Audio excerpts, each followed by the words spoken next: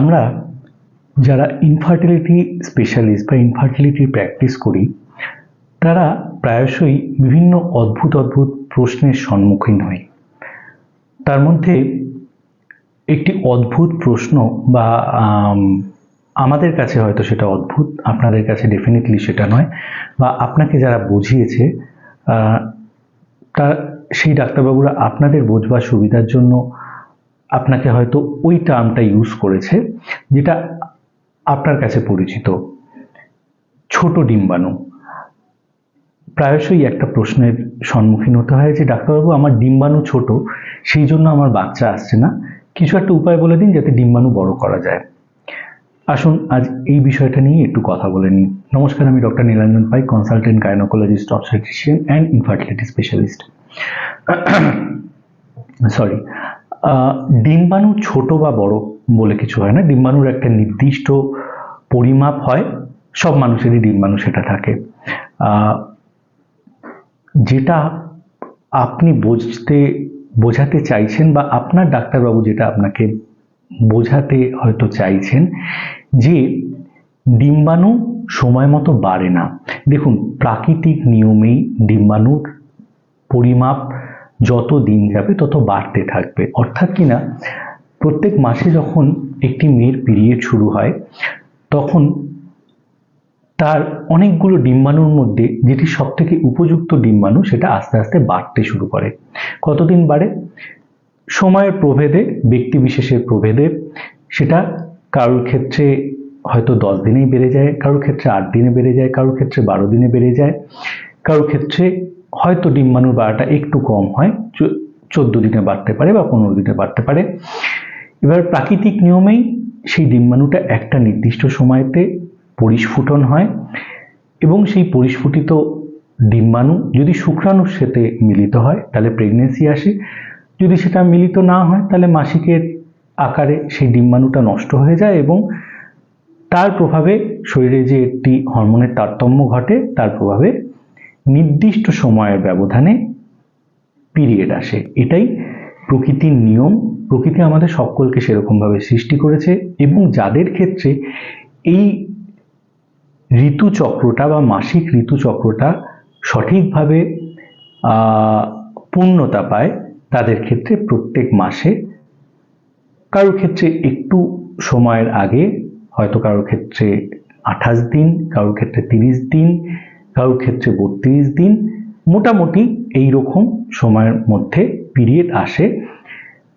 2-4 দিনের বেশি বা কম সেটাকে আমরা স্বাভাবিক বলে ধরি। এইবারে প্রশ্নটা হচ্ছে বা সমস্যাটা তখনই তৈরি হয় যখন ডিম্বাণু সঠিক সময়তে সঠিকভাবে বাড়ে না। এই না বাড়ার দুটো এক্সট্রিম কজ রয়েছে। একটা পলিসিস্টিক ওভারি, অর্থাৎ প্রয়োজনের থেকে অত্যন্ত বেশি পরিমাণে ডিম্বাণু রয়েছে, সমস্ত ডিম্বাণুই একসাথে বাড়তে চেষ্টা করছে কিন্তু কোনো ডিম্বাণুই আলটিমেটলি বাড়তে পারছে না। তার ফলে ডিম্বাণু পরিণত হচ্ছে না। পরিণত না হওয়ার জন্য শরীরের যে স্বাভাবিক হরমোন তার তারতম্য ঘটছে না এবং ডিম্বাণুর পরিস্ফুটন হচ্ছে না, ডিম্বাণুর ম্যাচুরেশন হচ্ছে না।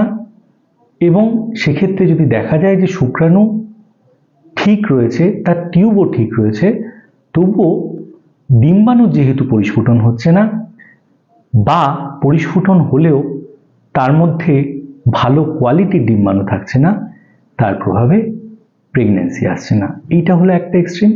দ্বিতীয় এক্সট্রিম কি?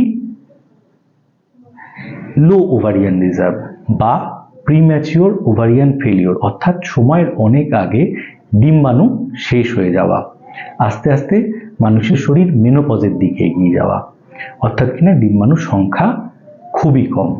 দুটো এক্সট্রিম কন্ডিশন, এক ক্ষেত্রে খুব বেশি পরিমাণে ডিম্বাণু রয়েছে, আবার আরেকটা ক্ষেত্রে খুবই অল্প পরিমাণে ডিম্বাণু রয়েছে, কিন্তু ফলাফল দুটোর ক্ষেত্রেই একই, প্রেগনেন্সি সমস্যা অবশ্যম্ভাবী। তো সুতরাং আপনার জন্য কোন পরিস্থিতি এবং কোন সমস্যা দায়ী সেটা বোঝবার জন্য আপনি আপনার ডাক্তারবাবুর সাথে যান, কনসাল্ট করুন এবং সবসময় মাথায় রাখবেন একজন স্বাভাবিক মহিলার ঠিক সময়তে ডিম্বাণুর পরিস্ফুটন ঘটা ভীষণভাবে প্রয়োজন প্রেগনেন্সি আসার জন্য।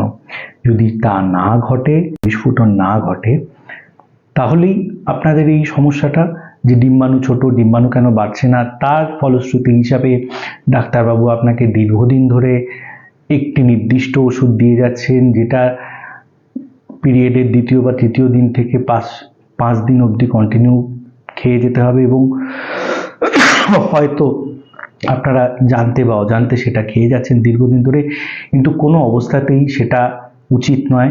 তো সুতরাং এরকম অনেক বিষয় থাকে। যদি জানা যায় যে আপনার ডিম্বাণুর পরিস্ফুটনে অসুবিধা হচ্ছে, তাহলে ডেফিনেটলি তার নির্দিষ্ট ট্রিটমেন্ট করতে হবে। সেইটা জানার জন্য আপনি আপনার ইনফার্টিলিটি স্পেশালিস্ট ডাক্তারবাবুর কাছে যান, এবং আমার দৃঢ় ধারণা উনি আপনার সমস্যাটাকে গোড়া থেকে বুঝে তার সমাধানের চেষ্টা করবে।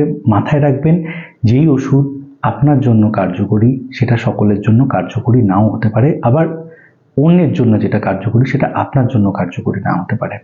তো সুতরাং প্রত্যেকটা সমস্যা, প্রত্যেকটা মানুষ, প্রত্যেকটা ব্যক্তি বিশেষে আলাদা। নির্দিষ্ট সমস্যাকে আইডেন্টিফাই করে ট্রিটমেন্ট ইন্ডিভিজুয়ালাইজ করাটা ভীষণভাবে প্রয়োজন। সুতরাং সঠিক সময় সঠিক ট্রিটমেন্ট শুরু করলে হয়তোবা সামান্য কিছু ট্রিটমেন্টের মাধ্যমেই আপনারা প্রেগনেন্সি অ্যাচিভ করতে পারেন। নমস্কার। এবং আপনার এই ভিডিওটি যদি ভালো লাগে, অন্যকেও এই ভিডিওটি ছড়িয়ে দেওয়ার মাধ্যমে তাদেরকেও জানবার সুযোগ করে দিন। নমস্কার।